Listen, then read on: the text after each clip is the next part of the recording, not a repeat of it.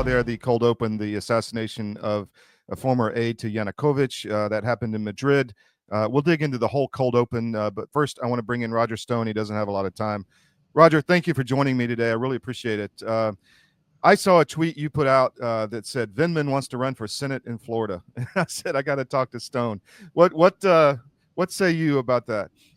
Well, I actually hope he runs because it will give us an opportunity to expose the fact that he and his brother and Adam Schiff all lied under oath to Congress. Now, that's significant because, as you know, that was the crime they charged me with, even though to violate the False Statements Act, your false statement has to be willful, and it also has to cover up some underlying crime. It has to be material. In my case, as the special counsel was forced to ultimately admit once a federal judge ordered them to release the full unredacted Mueller report, they found no evidence of Russian collusion, WikiLeaks collaboration, or any other crime. So I had no motive to lie. Therefore, no misstatement I made was material. In the case of the Vindmans, the two twin brother traitors working in the national security apparatus, they claim that they didn't know who the whistleblower was who allegedly overheard a conversation in which President Donald Trump quite correctly pressed the president of Ukraine to know about whether Joe Biden had pressured the government to fire a prosecutor who was hot on the trail of his son, Hunter Biden, in the Burisma scandal. We now know, of course, that they lied about that. They knew who the whistleblower was. He was Eric Ciamella, a former member of Senator, then Congressman Schiff's staff and a quote-unquote CIA analyst. So this whole thing here is a fraud. The whole Ukrainian impeachment was kind of twofold. On the one hand, the purpose was to try to impeach Donald Trump, but the much more important goal was to cover up the misconduct by Joe Biden and his son. And Biden was either so out of it or so arrogant that he actually, as you know, speaking to the World Economic Forum, he bragged about the pressure that he put on the Ukrainian government, saying that he would withhold $1 billion in aid unless they fired the son investigating his criminal son, Hunter. So, look, I hope that Vindman runs. It would be fun. I might grab the Libertarian Party nomination against him just so I can dog him across the state. Maybe even, I don't know, I might perform a citizen's arrest. I might handcuff him myself and bring him in. I don't think that he would really run given the political complexion of Florida, but perhaps he will. Here's the other key point, of course, and that is when his other brother, who's now a congressman, Eugene, testified, he was not a member of Congress. Therefore, there is no congressional immunity for his perjury. If I can be charged, the Vindman brothers can be charged. Hey, Eric. Hey, Alex. Hey, Eugene. Hey, Alex. Get ready for that 6 a.m. FBI raid on your home because I think it's coming. Well, you're the Svengali of Florida politics and across the nation in different Senate or congressional races. Would Vindman even have a chance in Florida, do you think? In the U.S. Senate race, any Democrat would have a very uphill climb. I mean, look, there are certainly House districts that Democrats can win. The biggest problem in the country, you know this, is that virtually 90% of the districts are districted in such a way that neither party really has a chance, that they're either a lock for the Democrat or a lock for the Republican. There's virtually a handful of truly swing seats. That's also pretty much true in Florida. But in a U.S. Senate race, you got a couple different questions here.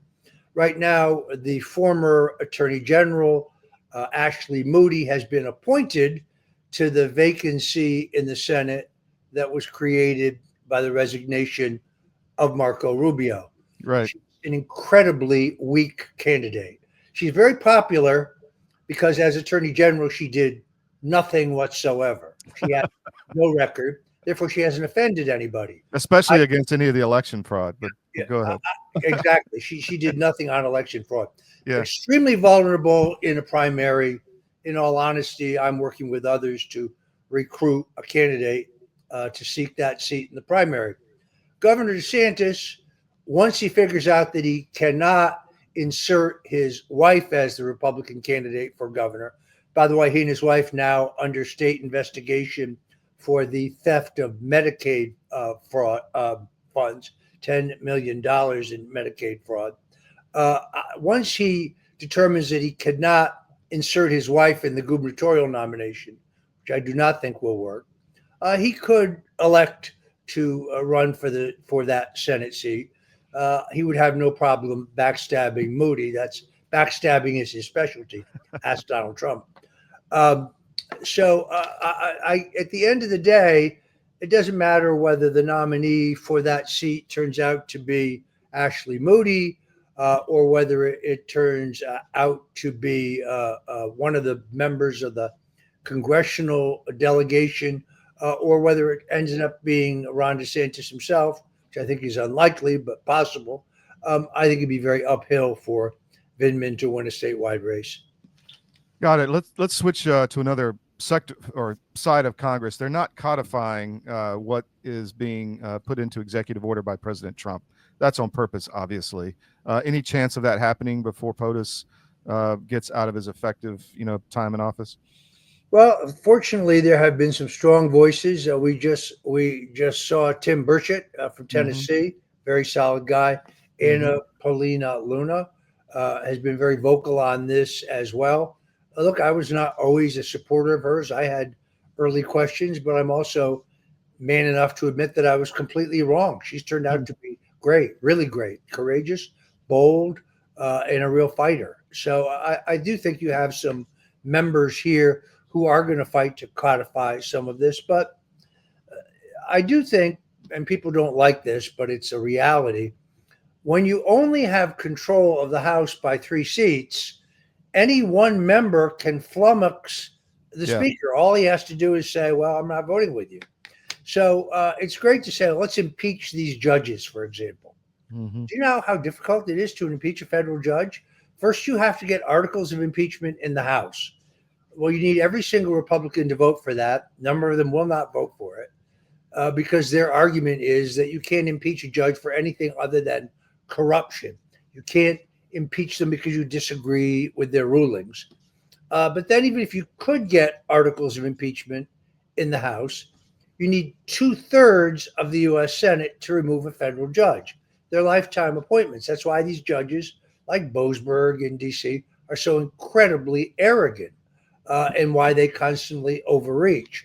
The only way they can be brought to heel is in a judicial proceeding. They have to be overruled. So the problem here, and I like Mike Johnson, by the way, he's a very nice guy, but he's got an almost impossible job. This is like herding cats. Yeah. Half of his caucus are go along to get along establishment Republicans who want to do nothing other than collect their paycheck, raise money for re-election, and go home. That's all they want to do. Investigate the Bidens, charge them with impeach them, even though we have more than sufficient evidence at the time of corrupt payments that flowed from Jimmy Biden, Hunter Biden to Joe Biden. That's not conjecture. That's a fact. But I'm not sure you could have gotten the votes to impeach Joe Biden, although he should certainly have been impeached. And then even had you done so, despite the fact that he was a vegetable, specifically a rutabaga, I think that he probably you wouldn't have gotten 2/3 of the vote to impeach him either. So the problem is in the Republican caucus. Then we don't stand up in the 14th district of Florida. I'm sorry, but retired Naval Commander Rocky Rockford won that seat. There's 54,000 mail-in votes. And when you go to the registration on those votes, there's no social security number and no date of birth. The House is the arbiter of who was elected. The House Administrative Committee makes a recommendation to the full House. All they had to do is say, No, Kathy Castor, you did not win. No, Commander Rockford, you did win. Let's vote. Very simple. In Orange County, California, 3 seats there where more people voted than are registered to vote. All the House Administration Committee has to do is review those numbers and void those elections and seat the challengers. Here's Stone's rules about politics. Mm-hmm. Use power or you lose power. Yeah. Use power or you lose power. So let's talk about that in Florida, the massive election fraud evidence. Nothing's happening from DeSantis to Cord Bird, Ashley Moody. I don't know who the new AG is, but I mean, there's a problem, right? You mentioned mail-in ballots. I mean, the evidence is way out there. Everybody knows it. Everybody's seen it. It's public, but nothing's happening. Is that judicial? Is it executive? What is it? Both. It's both, and frankly, it has to become an election an issue in the upcoming elections. You need to have an attorney general who will, unlike the past attorney general or the current attorney general, doesn't believe that Florida's election system is the gold standard, because that's a joke. Whether it is the work of Chris Jersky in the People's Audit, or whether it's the work of my friend Chris Gleason. There's a number of research out there who've done incredible work documenting the massive election fraud that takes place in Florida. It's not going to change until you elect a governor and an attorney general, and they appoint a secretary of state committed to cleaning up that system. The way to do that is to make it an issue in the next upcoming Republican primaries.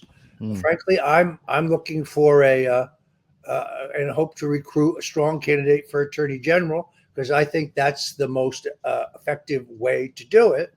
And frankly, in all honesty, there's a high probability that Ron and Casey may be headed to prison, because I'm sorry, but the misappropriation of Medicaid funds is a crime.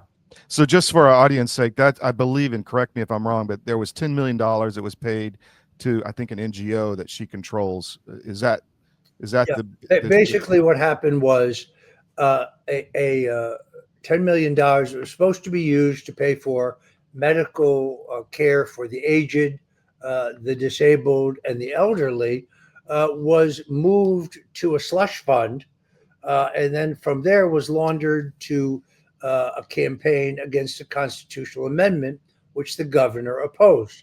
This is not about the amendment. It doesn't matter whether you are for or against the legalization of cannabis in Florida. It's about that money, which was public money that ended up getting used for political purposes. I believe is a crime. Yesterday, there was an announcement that the Leon County prosecutor is investigating it. It was interesting when Governor DeSantis was asked about it. He threw his wife right over the side. Oh, that was all her project. That was her vision. You'll have to ask her about it. Oh my. We're going to have to write on that on the Miami Independent. What about disclosures? We're starting to see some things come out and other things not. I mean, you had Cash and Bongino come out and said, no, Epstein killed himself and there was nothing wrong with the assassination of President Trump. What's going on there in your learned mind? Yeah, I'm having a very hard time wrapping my head around that for several reasons. First of all, I know the attorney who Jeffrey Epstein retained literally 2 days before he killed himself. He just paid a very substantial amount of money for that attorney to move to New York to work on his case. He had an upcoming bail hearing. He also paid a huge retainer to that attorney. Your government doesn't care about you. That's why you need a medical emergency kit. It contains life-saving medications like ivermectin, Z-Pak, and antibiotics.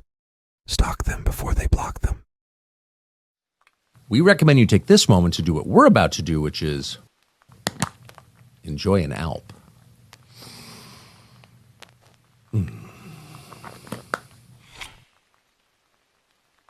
We also know that the pathologist, essentially like a coroner, who was hired by Epstein's brother to examine the body, indicates that there were none of the signs that would be consistent with him hanging himself.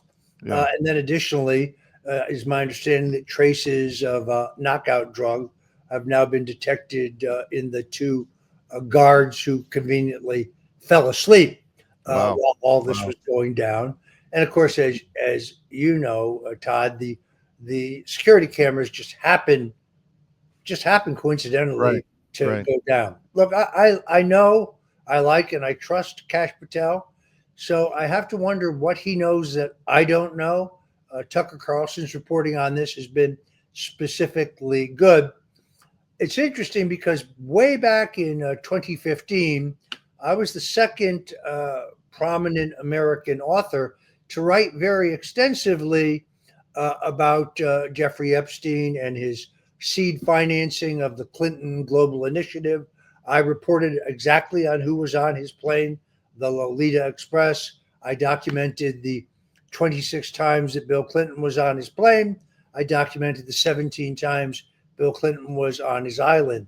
I think it's very funny to look on social media and say, oh, a guy, a chauffeur on 4chan says Roger Stone was on Epstein's island, and we know it was him because he had his shirt off. He was wearing a bull mask, and you can see the Nixon tattoo on his back. So here's my message for anybody who believes that.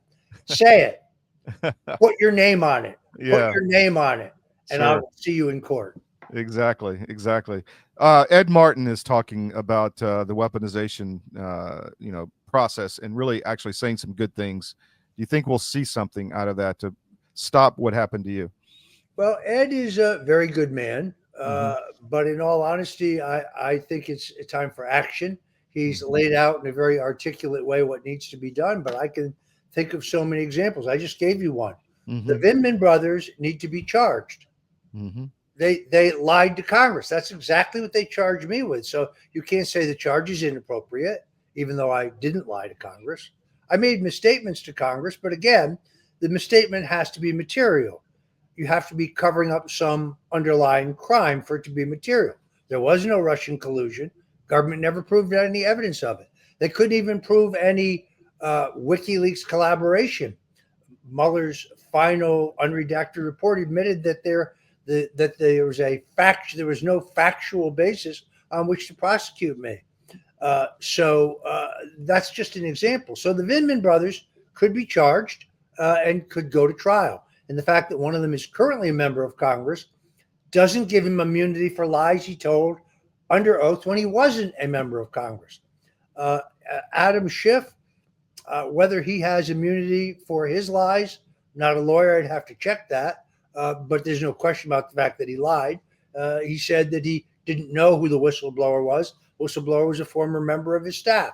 This whole thing is a hoax. Or I'll give you another example. Letitia James, the New York Attorney General. She knew about a major New York financial institution, a bank that was violating the Iranian sanctions to the tune of $10 million. She should be prosecuted for that. Hmm. Members of the Justice Department also knew. She should be prosecuted for that. Here's one of the real problems, though, and I think we understand this.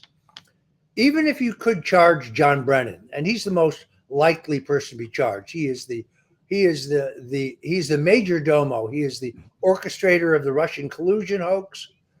He is the one who, without any probable cause, sent a list of 26 Trump associates, myself included, to the intelligence agencies in the 5 English-speaking nations, and insisted that we be spied on. He is the one who I think is a convert to radical Islam.